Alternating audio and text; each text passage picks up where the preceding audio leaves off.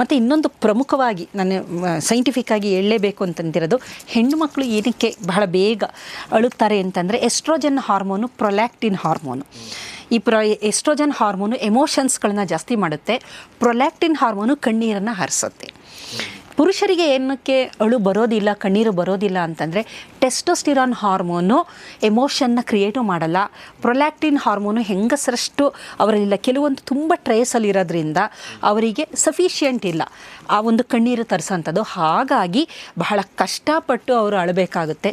ಅಷ್ಟು ಸುಲಭವಾಗಿ ಸಣ್ಣ ಸಣ್ಣ ವಿಚಾರಗಳಿಗೆ, ಎಮೋಷ್ನಲ್ ವಿಚಾರಗಳಿಗೆ ಅವರು ಅಷ್ಟು ಬೇಗ ರಿಯಾಕ್ಟ್ ಮಾಡೋದಿಲ್ಲ. ಕಾರಣ testosterone is a aggressive hormone, ಅದು ಒಂಥರ dominate hormone. Males are testosterone dominance ಇರುತ್ತೆ, ಫಿಮೇಲ್ಸಲ್ಲಿ ಎಸ್ಟ್ರೋಜನ್ ಹಾರ್ಮೋನ್ ಡಾಮಿನೆನ್ಸ್ ಇರುತ್ತೆ.